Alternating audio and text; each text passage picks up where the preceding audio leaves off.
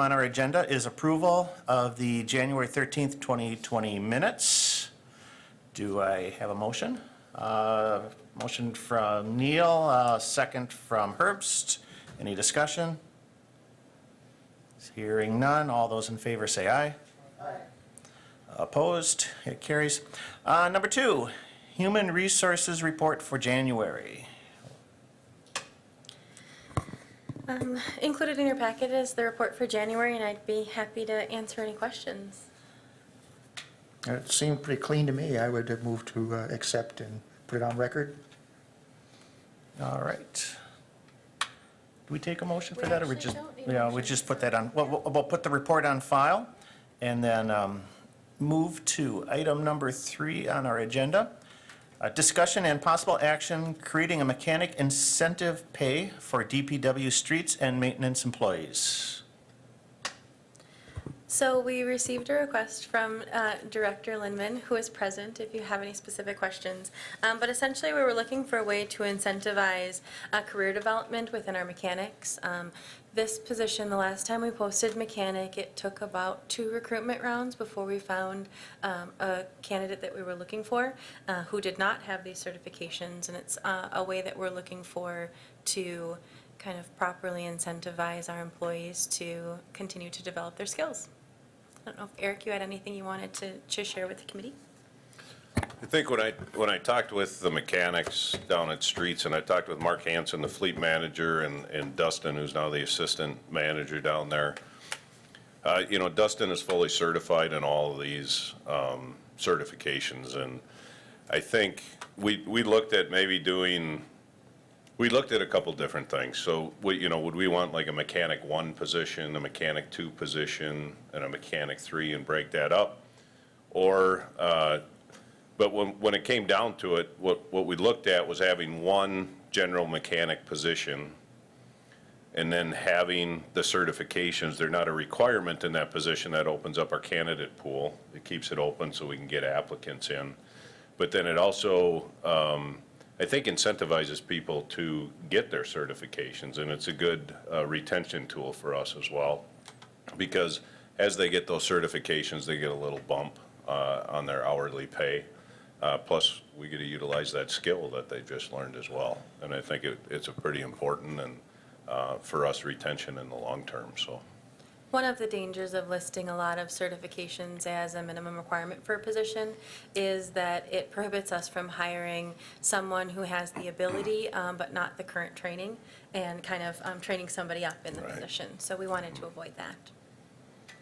I had asked a question before the meeting about this, and because I guess I was misreading the information, because I saw $24,000 was the fiscal impact, and I thought that's not much for a mechanic, but I realized that's the pot for the incentive. Correct. Money to be shared amongst however many. But the question comes to mind, 'cause subsequently I looked, to see what the average, auto mechanic, salary is in the state of Wisconsin, and it was a range from 34 to 44. Mm-hmm. So do you feel we're competitive? I mean, when we look at the whole package, we're still a little bit below, but I think, a lot of those mechanic positions also require these certifications, right? I think the other challenge too is typically when you go into a mechanic shop, whether it's down the street here to get your car worked on, it's a light duty vehicle, right? Every once in a while they'll get a diesel in, they'll do different things. I mean, our mechanics, they work on graders, they work on tandem trucks, they work on skid steers, they work on attachments, they work on light duty trucks. They run from A to Z on everything. So, and as well as the fire and PD equipment as well. So they have to troubleshoot all that and make the corrections on that. So, Our starting pay for mechanics is definitely above 35. I would say we're closer to 40 to the 44. Oh, that's really good. Do we have a good longevity then with our mechanics? we just lost a lot of our, long-term employees, and so we're getting the turnover in the workforce. So we did hire a mechanic. He didn't work out, and so we're back on the street hiring again. But I do feel the mechanics that we have hired and that we've retained, this is going to help ensure that they stay with us for the long run, and I think this is a step forward for us continuing to move forward with our, establishing our workforce, because we're losing a lot of the 30-plus year employees, which is eventually going to happen, so, yep. Thanks. Gary? We ask for certifications and other, we do have other incentives in other with other employees, right? I mean, to drive a greater, I'm not sure what incentives are for other employees, for instance, and, but in water, I'm sure that scattered throughout, we pay for expertise in certain areas above, as an incentive. I would trust that we're doing that throughout. We do in the utility, for water and wastewater, we do.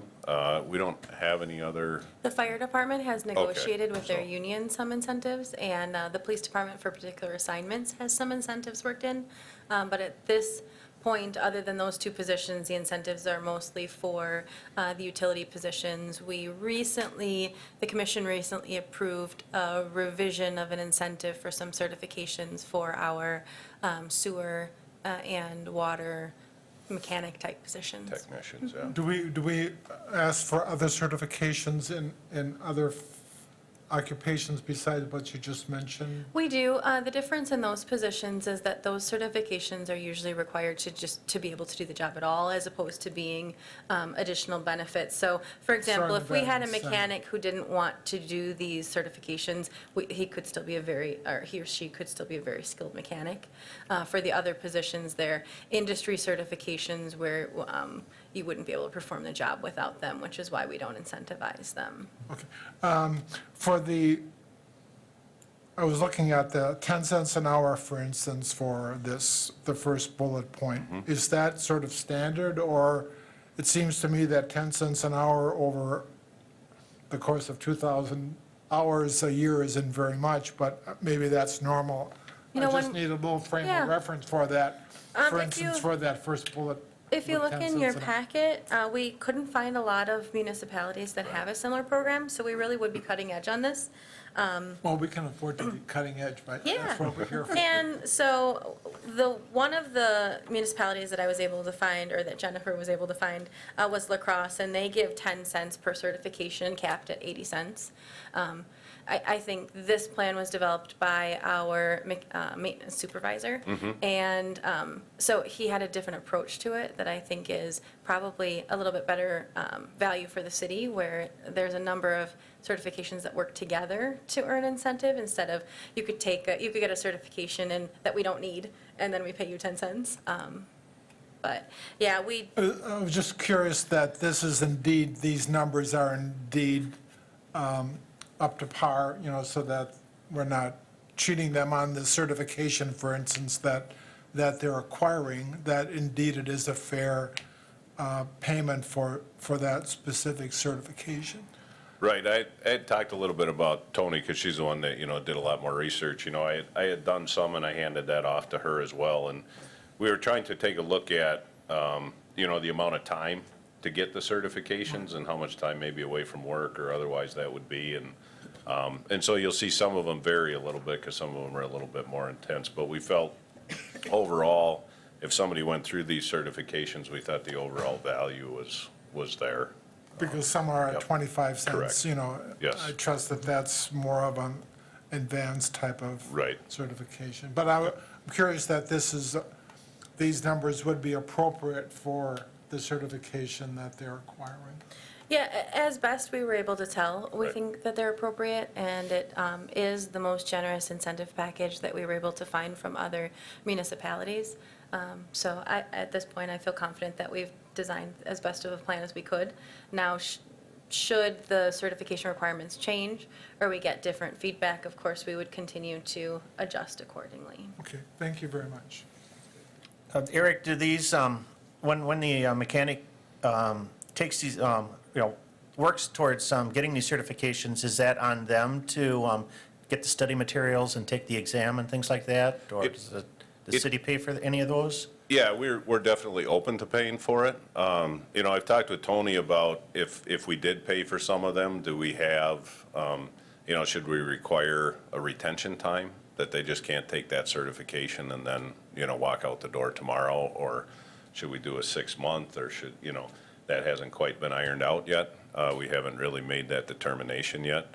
But in my opinion, I would like it open to where we would help, support that training, even if it was a 50-50 share and we'd reimburse them 50% if they once they pass the course, In the employee handbook, we have a couple of provisions that allow the city, when beneficial and when it chooses to assist with some training costs. So we already have some flexibility in place for us to, Okay. provided the budget allows, to aid in the receipt of those certifications. So that continuing education budget amount is included in the budget every year for these types of? Each department has a training budget, and this year in the citywide budget, we also approved limited funding for tuition reimbursement.